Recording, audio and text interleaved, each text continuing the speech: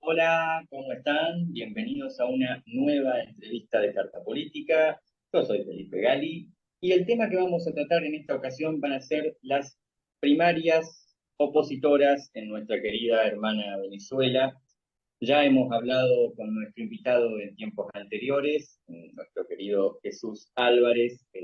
Él es militante, él es estudiante de ciencia política, ahora, hace un año era estudiante secundario todavía, cuando lo entrevistamos por última vez para hablar sobre la militancia estudiantil en Venezuela, y nos va a estar comentando algunas cuestiones relativas, sí, a lo que es las primarias que van a tener lugar el año que viene en la oposición venezolana de cara a las elecciones presidenciales que se espera tengan lugar en 2024.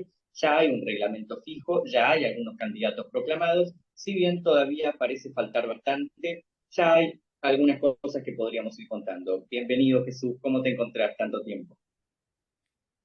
Bueno, Felipe, muchísimas gracias por la invitación. Bueno, yo estoy muy bien. Después de un año, exactamente un año de que me entrevistaste para hablar un poco sobre el movimiento estudiantil, un poco sobre mi partido Acción Democrática. Bueno, aquí estamos de nuevo, ya no como representante de la educación media, sino que ahora ya como estudiante de ciencias políticas.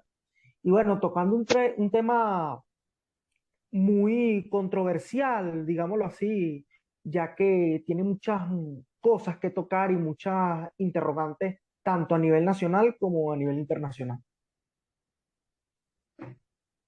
Muchas gracias de verdad, Jesús, por aceptar esta invitación.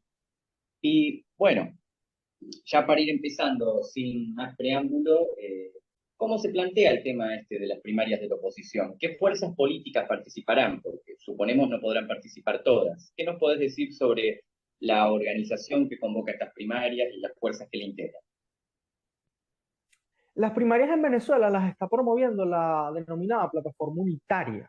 Plataforma Unitaria es un grupo de partidos políticos, lo dirigen Acción Democrática en Resistencia, Voluntad Popular, Primero Justicia, Un Nuevo Tiempo, lo que se denomina popularmente el G4, pero también tiene la participación de otros partidos como Encuentro Ciudadano, Proyecto Venezuela, Convergencia, La Causa Radical, entre otros partidos de la oposición venezolana.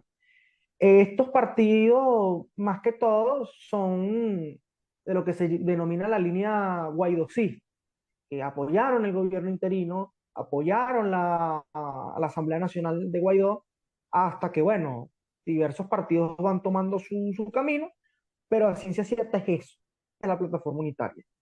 Ahora, no todas las fuerzas políticas van a participar. Evidentemente, las anteriormente mencionadas, por los momentos, porque la política venezolana es muy dinámica y cambiante, eh, esas son las fuerzas que pueden participar.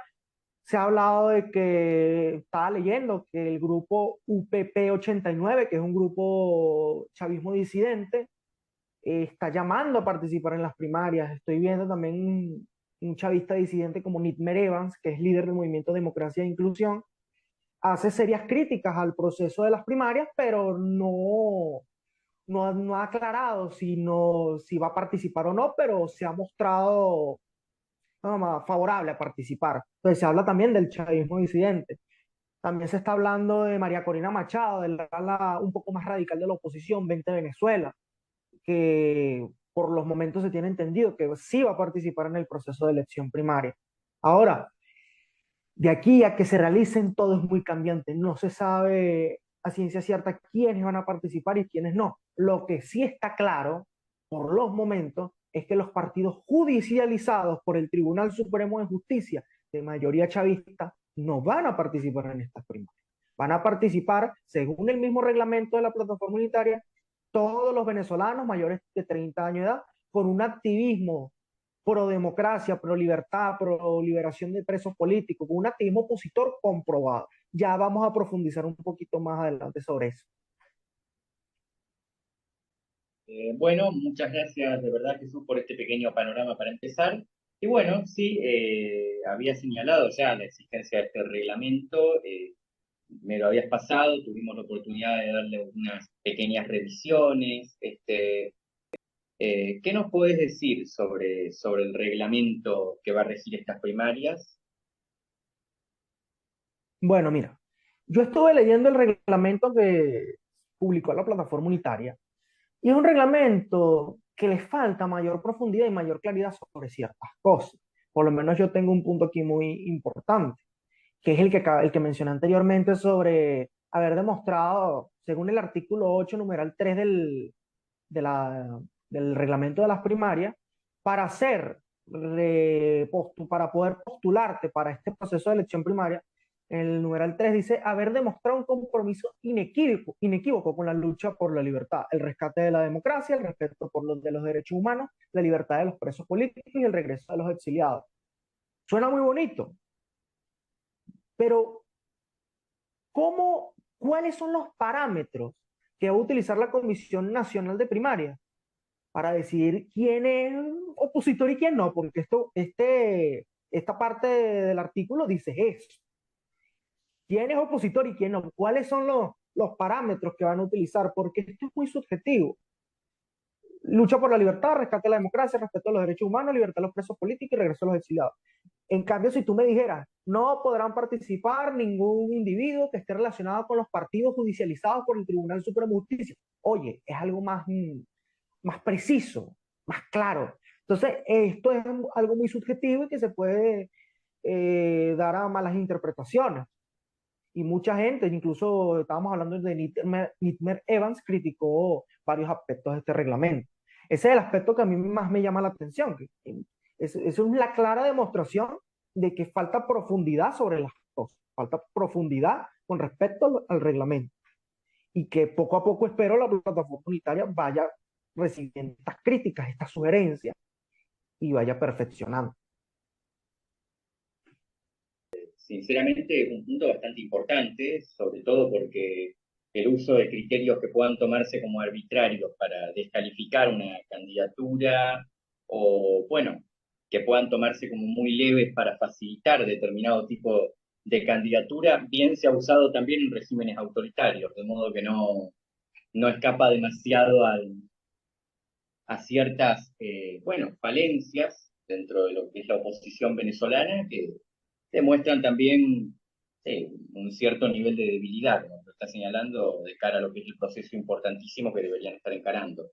Y un tema que también se había resaltado mucho respecto a estas primarias y que se había cuestionado y que se había discutido, era el tema del voto en el exterior. Bien sabemos que hay millones de venezolanos distribuidos por todo el continente, y bueno, muchos de estos podrían tener una participación política destacada y muchos grupos de oposición buscan que estos tengan una participación política destacada. Y el tema del voto en el exterior, ¿cómo lo regula este reglamento? ¿Existe alguna controversia en torno a ese tema? Bueno, el reglamento de las primarias habla de que a los venezolanos en el exterior se les va a facilitar próximamente el mecanismo de cómo van a poder ejercer su derecho al voto. Porque, ¿qué ocurre? El registro electoral permanente tiene inscritos 100.000 electores en el exterior, cuando las cifras de organizaciones no gubernamentales habla de que 3.5 millones de venezolanos pudieran estar habilitados para votar en el extranjero, pero solo hay 100.000 inscritos, que si mal no recuerdo, la última vez que se abrió el registro electoral permanente en el exterior fue en el año 2011, 2012. Entonces, y la crisis de la diáspora venezolana empezó a partir del 2016. Entonces son 3.5 millones de potenciales electores. Ahora, ¿qué es lo que ocurre? La plataforma unitaria, hay ciertos choques entre los movimientos políticos de la oposición, porque hay partidos que hablan de que se les permita ejercer el derecho al voto en el exterior a esas 3.5 millones de personas, que más o menos se calcula la cifra. Pero hay otros de que no, que ¿para qué va a servir incluir a los venezolanos en el exterior? También por el tema logístico y económico. Estamos regados por el mundo. Es un costo logístico y económico muy grande, es muy difícil poder garantizar el derecho universal al voto en las primarias en el mismo territorio venezolano. Y eso es algo que voy a tocar más adelante. Evidentemente va a ser mucho más difícil garantizarlo en el exterior por la diáspora, son 7 millones de venezolanos regados por el mundo. Ahora, ¿qué es lo que pienso yo? Yo considero que la plataforma unitaria, las negociaciones según se comenta, van a retomarse en México, tiene que promover la apertura del registro electoral permanente en el exterior por parte del Consejo Nacional Electoral. Eso se puede, la única forma de que eso se logre es a través de la presión y la negociación política. Así de simple. Entonces, la plataforma unitaria se tiene que enfocar en intentar negociar con el oficialismo la apertura del registro electoral en el extranjero. Porque si de tal caso no es así, la participación de los venezolanos en el exterior en las primarias va a ser meramente simbólica. Porque pueden participar en las primarias, pero no van a participar en el evento electoral más importante que va a definir el futuro de este país, que es la elección presidencial de 2024. Entonces, es meramente simbólico, pero también para darle voz a los venezolanos en el extranjero, pero que la gente tenga claro que es un acto meramente simbólico, porque a la hora de las elecciones presidenciales vamos a votar los que estamos aquí en Venezuela. Entonces, hay esa controversia. Yo considero que se le permita votar a los venezolanos mayores de 18 años que estén en el extranjero, que estén en el registro electoral, porque los venezolanos que están afuera están en el registro electoral, solo que no están inscritos en el exterior. Y evidentemente que se les permita, pero, pero que seamos conscientes de que eso no va a representar absolutamente nada en las presidenciales de 2024.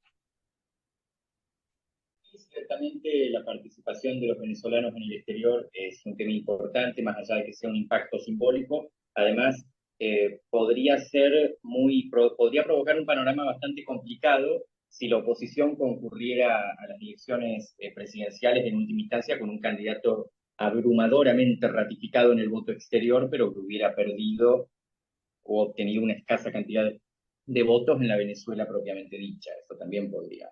Eh, ¿Qué nos puedes decir Eso sobre esa sobre es la una organización posibilidad. logística de las elecciones? Vos querías tocar ese tema. ¿Qué nos podés decir respecto a ese tema?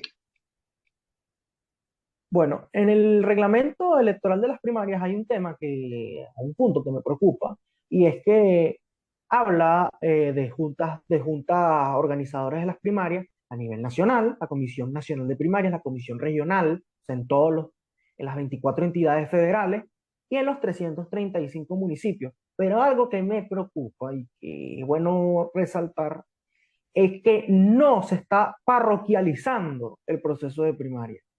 ¿En qué sentido? ¿Qué parroquia? Las parroquias, bueno, es una, es lo que viene después del municipio, son las divisiones dentro del municipio. ¿Qué ocurre? Venezuela es un país con una zona rural muy importante.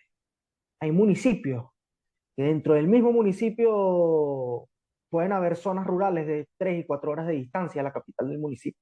Ahora, que tú me digas a mí que hay juntas electorales municipales, me preocupa en los municipios rurales, porque no se está parroquializando el proceso, y el proceso tiene que llegar a cada caserío, tiene que llegar a cada pueblito, tiene que llegar evidentemente a las grandes ciudades. Porque ¿qué es lo que ocurre? El chavismo ha sido fuerte en las zonas rurales en los últimos años. ¿Pero por qué? Porque la oposición venezolana no ha tenido la capacidad logística y económica de cubrir los centros electorales en zonas rurales. Yo pongo el caso de mi estado Lara. Yo soy del estado Lara, Venezuela. Ahí está el municipio Torres, que su capital es Carora, pero hay 17 parroquias y la capital representa una sola. Las otras 16 parroquias son parroquias rurales que quedan a 1, 2, 3, 4 horas de la capital del municipio, que quedan en zonas, en montañas, en cerros, zonas que incluso no hay acceso a través de carreteras, que hay puntos donde uno tiene que hasta caminar para poder llegar al caserío, a la parroquia. Entonces, es bueno que la oposición garantice, primeramente, el derecho universal al voto aquí en Venezuela, en cada una de las parroquias de nuestro país. Porque el voto rural incide, es importante. Ese es el problema, que subestimamos el voto rural.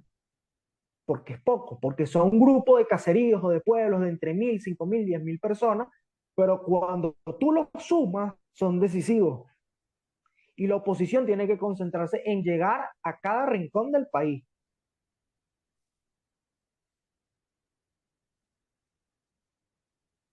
Muy interesante el planteo que nos hace Jesús. Y bueno, ya para ir entrando en una recta final, o en una, sí, en una recta final, ¿qué nos podés decir sobre los potenciales candidatos? Muy por arriba, sabemos que no hay, que hay muy pocos candidatos proclamados debidamente, pero bueno, si pudieras hacernos un pequeño paneo en ese sentido y de los potenciales candidatos que ya han expresado interés.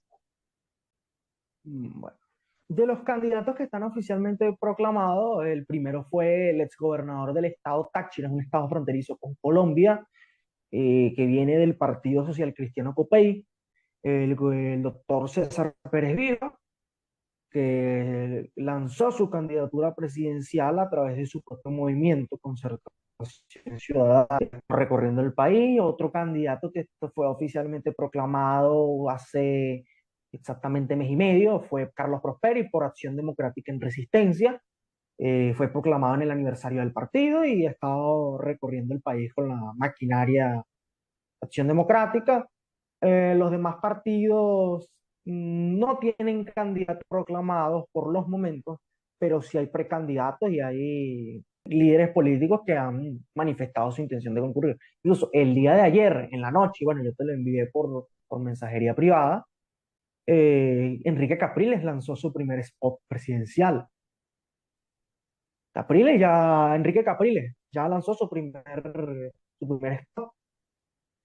Y a pesar de que no ha sido proclamado oficialmente por su partido político, que es Primero Justicia, pues se sabe que tiene intenciones de ser el candidato presidencial. El problema es que en Primero Justicia hay otros precandidatos presidenciales, porque se habla de Juan Pablo Guanipa, que fue vicepresidente de la Asamblea Nacional de Guaidó.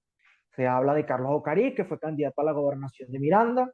Él declina días antes de las elecciones regionales del 21 de noviembre para evitar la división del voto opositor en ese estado. Y bueno, la forma en cómo declinó, el momento, la épica que se armó, pues le dio un impulso y una proyección nacional. Pero se sabe que por Primero Justicia, Juan Pablo Guanipa, Carlos Ocariz y Enrique Capriles están aspirando la candidatura de su partido. Tenemos por la oposición más radical a María Corina Machado. María Corina habla de participar en un proceso de primaria sin Consejo Nacional Electoral para vencer a los cogollos de siempre, pero a ciencia cierta está diciendo que va a participar en las primarias por los momentos. Por voluntad popular no se tiene todavía muy claro qué es lo que va a pasar, pero fuentes internas comentan que el candidato presidencial va a ser el Juan Guaidó. Eh, a pesar de que Juan todavía está con la figura de la presidencia interina y mucha polémica con respecto a eso, porque la gente critica, bueno, si tú eres presidente interino no te puedes postular. Hay una polémica con respecto a eso, pero el candidato de voluntad popular va a ser Guaidó, que es lo más probable. Por un nuevo tiempo también hay mucho hermetismo con respecto a eso. Se habla de que el candidato evidente es Manuel Rosales, gobernador del estado Zulia, pero él no ha manifestado ninguna intención de postularse. Pero se ha notado a través de las redes sociales, a través de los medios de comunicación, que hay una fuerte campaña para promover su candidatura presidencial. Se habla por ahí. En Encuentro Ciudadano se habla de la diputada Elsa Solórzano. ¿Qué te digo yo? O sea, hay muchísimos precandidatos presidenciales por el chavismo disidente, Nick Merevans. Entonces, al final se irán definiendo poco a poco, o todavía queda tiempo para que se realicen las primarias. Muchos de los candidatos que se postularon, lo voy a decir con mucha franqueza y mucha sinceridad, saben que no tienen posibilidades de ganar un proceso de elección. Simplemente se postulan porque es una estrategia política, tanto sola como en todo el mundo, se postula a la presidencia para un cargo de elección popular para el 2025, que hay elecciones regionales, municipales y elecciones parlamentarias. Es así de simple. Muchos precandidatos están lanzando la presidencia para asegurar un curul en la Asamblea Nacional o una gobernación o una alcaldía en 2025. Eso es así. Pero poco a poco con el tiempo se irá definiendo las candidaturas, muchos declinarán, otros se sumarán, otros no participarán en primaria, pero solo el tiempo dirá. Recordemos que Enrique Capriles y Manuel Rosales fueron dos de los candidatos presidenciales que enfrentó ya el chavismo en 2006 y en las elecciones de 2012 y 2013. Es bastante interesante ver cómo habla también de una cierta falta de renovación en varios de los partidos de la oposición venezolana.